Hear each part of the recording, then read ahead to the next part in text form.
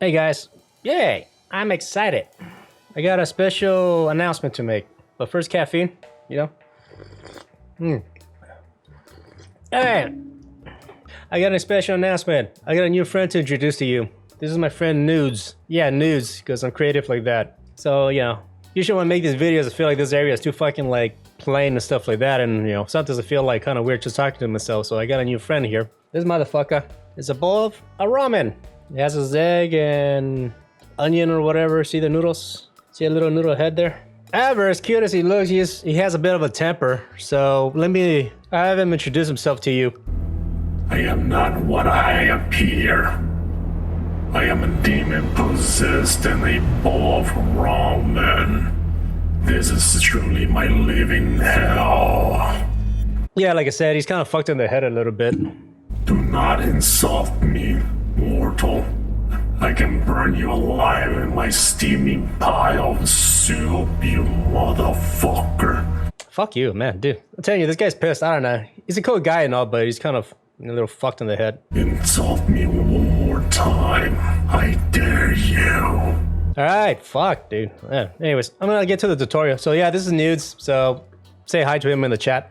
Alright, so tutorial time. I hope you guys liked tech news recently from me making this video. Today's the 17th, so tech news just came out. So here is the timeline of tech news that I made. I kind of want to start a little like mini series of how I edit tech news or stuff like that, but not only that, I started streaming on Mondays. So if you guys have any questions, you guys want to hang out and just bullshit or talk to me, or, you know, if there's anything you want to chat about in regards to editing, that seems to be what people are talking to me about anyways, because I'm an editor. Yeah, I'm starting to stream on Mondays, right? Usually Mondays, 9 till 2, around there, Pacific time. So yeah, please feel free to stop by and stuff. So this video is a response to some of the discussions I was having, or one of the discussions I was having during my live streams, right? And that's basically tech news, right? For the most part, this is the main file, right, from Pause Tech News, right? There's not much going on. A glorified oversimplification of a handful of recent tech stories I thought I could make a few off-color jokes about. And while today's All right, so basically, as you can see, it's a very static shot throughout the whole thing, right? It's just the camera pointing directly towards Paul, right? Now, the thing with tech news is basically, one of the things I guess I enjoy about working with tech news is simply that I have the ability to morph the video into an entertaining visual experience by adding a lot of visuals, right? I do little VFX or little edits or animations or whatever, right? Because as you can see, if like the whole video was just this, him talking and nothing is really going on, obviously that'd be boring, right? Now, the thing I want to talk about in this video is simply punching in, zooming out or whatever with when Paul is speaking, right? This is something that I was kind of talking to in my chat when I was streaming, is basically learning when to zoom in to keep engagement going, but also I punch in at the last sentence of a topic that Paul is speaking before he continues a new topic, and that works almost as a transition in itself, right? than a regular 5800X or even a 5900X, while also, generally speaking, keeping. So that's another thing we do is basically we have a screen capture, right? Basically, Paul Hill screen capture. This is a Nest, so if I double click on this, we have two video files, right? The top is the camera, which is the bottom right here. Now he does screen capture the camera as a reference so you can see himself, but on the final render, I would take like the main camera footage and shrink it down to the bottom corner, right? Because it's more of a higher quality. But I'll get into nesting later. What I wanted to talk about is this. So, okay, this is like an example I'm talking about, like using like a punch in, like you punching into Paul's face before you transition over to the next sentence or to a new topic, right? So right here it's talking about Intel, or, you know, something's going on with Intel. I can't remember right now. News would be nice, sure, but we discussed the disappointing ARC developments after their laptop GPUs paper launched last week. So let's instead talk about the high-end desktop. All right, so basically what you just saw there, right? He's talking about like a new product that Intel is trying to create, right? That we're expecting and all that. So Paul's talking about it. As you can see, he's talking about Ryzen here. So let's work on this section here, right?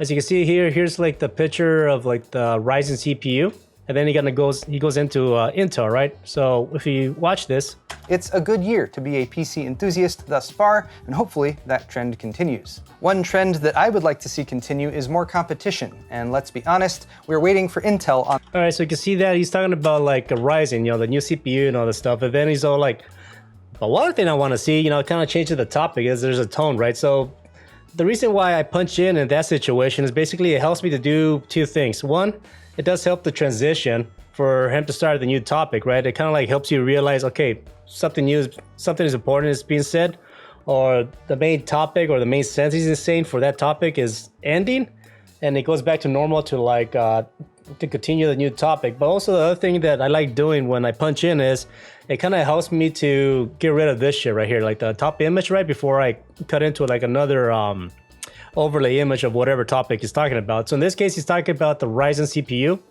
Then he ends with, well, one thing I want to see is more competition. And then he goes into talking about Intel, right? So when I do that, when I do like the punch in, I'm able to like cut this area out. I'm able to cut out the picture here because I zoom in here, and then I go back to like a full screen of the new topic that he's discussing, and then I'm able to add an overlay of the Intel logo, right? So that's how those little punch-ins does help when you're editing, right? Year to be a PC enthusiast thus far, and hopefully that trend continues. One trend that I would like to see continue is more competition, and let's be honest, we're waiting for Intel on that front in more ways than one.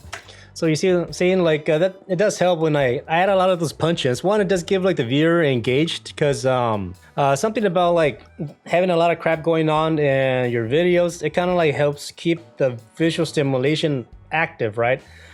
This is something they teach in school, right? Basically what they're doing is that if you watch a trailer, for example, if you see a bunch of shit going around, explosion, bright lights, I guess like a good example is the trailer from like Halo, the new series that a lot of people don't seem to like. In the trailer, you have a image, blank screen, image, blank screen, image, blank screen. So basically what they're doing is that flickering of like an image in a black screen, it kind of like helps keep you visually stimulated. Kind of like, okay, it's a subconscious thing you don't realize, right? So basically by adding like a lot of punch-ins and stuff like that, it kind of like gives you an importance of what's going on, and it kind of helps keep like the video engaged, right? Instead of having like a static image of Paul just talking, right? So I do use a lot of punch-ins a lot when I make Paul's videos, right? I do jump around a lot between the screen capture that Paul sends me and also his camera, as long as we're like zooming in, zooming out, adding pictures and shit like that, right? Again, adding a lot of visual information, it helps kind of sell the information more, and also the jokes, right? Like the punchline. So it gives you more of a visual of what Paul is saying, right? So this is something I do also. And also like when Paul says something where it kind of feels almost like, okay, that was cringy, joke wise, I do like a little shrink, kind of like to make him seem small, kind of to like, just to fuck with him, right? But it does give like that visual information, be like, oh, the fuck did I just say? Kind of like that little insecurity moment. Or just erroneous reporting by an engineering sample motherboard still in development. So for my part, I'm not reading into it too much. Normal voltage. Okay, so again, like, usually when there's like the end of a sentence where he wants to make a statement or something like that, that punch in like kind of like helps deliver the message a bit more. And also, like I said, it helps keep the viewer engaged, right? Just keep the video interesting by doing that zoom in and zoom out, stuff like that. So same thing here, like even with the screen catcher, I zoom in on what is being said. That way it kind of directs like the viewer's attention to what's being talked about, right? So screen captures do help big time when Paul sends them to me. Assumption. What is worth paying attention to is information directly from the mouths of AMD representatives. And during a Tuesday Meet the Experts webinar, we heard from Joseph Tao, AMD's memory enabling manager, who talked about DDR5 memory overclocking on the AM5 platform, codenamed Raphael, saying, "We are really going to try to make a big splash with." So yeah, here's another example. I mean, I could have. Experts webinar, we heard from Joseph Tao. Yeah, I could have just like left it here. The Experts webinar, we heard from Joseph Tao, AMD's memory. I could have maybe continued back to be like the screen catcher, but that jumping around of like what the fuck Paul is saying, or just, switching from screen capture to the camera, all that keeps the viewer engaged, right? Keeping the, the attention span high. So that's basically the aim of all this. So a lot of this editing is basically that, trying to keep like the viewer's attention, right? So, like I said, I could have like kept this section, but Paul kind of talks more about the person, Joseph Tao. So I try to take away the attention from what is being said here, so like the viewer's not reading, and just focus more on Paul, what he's saying. The Experts webinar, we heard from Joseph Tao, AMD's Memory Enabling Manager, who talked about DDR5 memory overclocking on the AM5 platform. So basically, he's introducing Joseph Tao. I actually tried to look for a picture of him. I couldn't find anything, so I just put like, you know, the little screen capture of what he says or what he does. Codenamed Raphael, saying, "We are really going..." Again, saying. So he's about to say something about like quoting what this person Joseph Tao is saying. So I just punched back into like the screen capture to zoom in on what he's speaking, right? Gonna try to make a big splash with overclocking, and I'll just kind of leave it there. But speeds that you may... Now again, I zoom out. So from this screen of him talking about the AM5 sockets to this little description of what Joseph Tao is, I zoom in here to like what this person Joseph Tao is quoted saying, and when I zoom back out, I introduce a new overlay. So that's what the punching in and punching out can also help big time when you're trying to introduce new topics, especially overlays, right? The cut, it seems more fluid.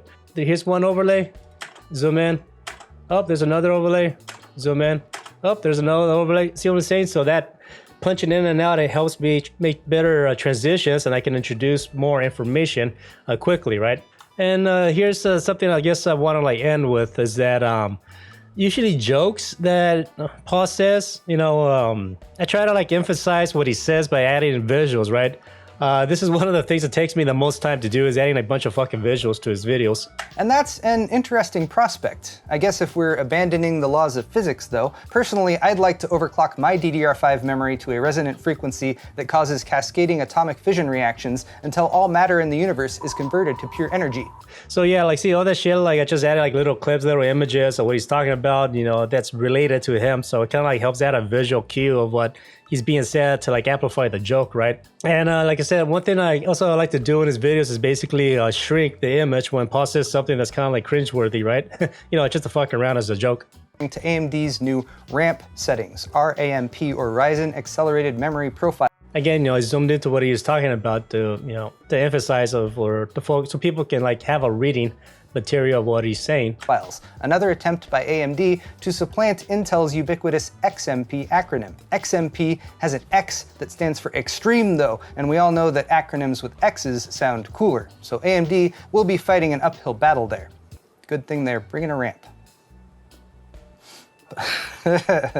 Speaking of things... See what I'm saying? Like, you know, he does this famous dad joke. So that shrink, it's kind of like, yeah, it kind of cringe, right? Just to give that feeling, right? And also I like to add like a tint, kind of like to, I don't know, just to emphasize that, you know, to isolate him more a bit, you know, it's just, you know, again, it's visual cues that help sell the information a bit better. And me doing this, I guess people pick up on it, whether they realize it or not. And it just makes the video overall funny, right? So, I don't know. That's just, I guess that's all I have to say, really. So, one more thing. So basically, in the way how I work is that I have, I use a transform filter, and basically I have a preset that says scale punching, right? Let me see, let me move this over here. Yeah, scale, yeah, it says here scale punching, right? So what I do is I can just select the clip and I can drop in this preset, and it's already just zooms in more. That way I don't have to worry about going inside like the scale position and do it manually, because that can take a long time, right? So I have a preset that I created, and I could just drop it in there, and it makes life a lot easier, right? The same goes with a shrink. You know, it has like a quick shrink. I just click and drag, so it makes life a lot easier. It's a lot faster, right? Doing it that way. All right, so that's all I have. Yeah, like I said, like I was chatting about this with my followers on my stream on Mondays. So if you guys want to chat with me, ask me questions about how I do certain things and all that. It gives me ideas actually to make these kinds of videos, right? That way I can make a note, and then my free time I can respond with a tutorial like this and to show you what I do and stuff like that. So again, please, if you guys want to hang out and like ask me questions or just bullshit with me, like I said, I'm starting to stream on Mondays, Pacific time, 9 to 2, you know, probably like 5 hours just to push it around.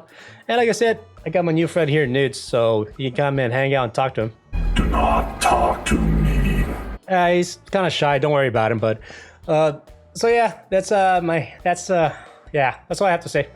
If the video is helpful, you know, I'll put some QR codes if you guys want to help me buy a coffee, or you know, help me buy some news from my nudes. I need more Chill. God damn, he's fucking dramatic. Anyways, guys, all right, so that's all I got. If the video helps you out, like I said, QR codes, help me buy some coffee, and yeah, please stop by on Mondays on my channel, and we can hang out and stuff, and bullshit. Talk to you later. Bye. I will see you soon.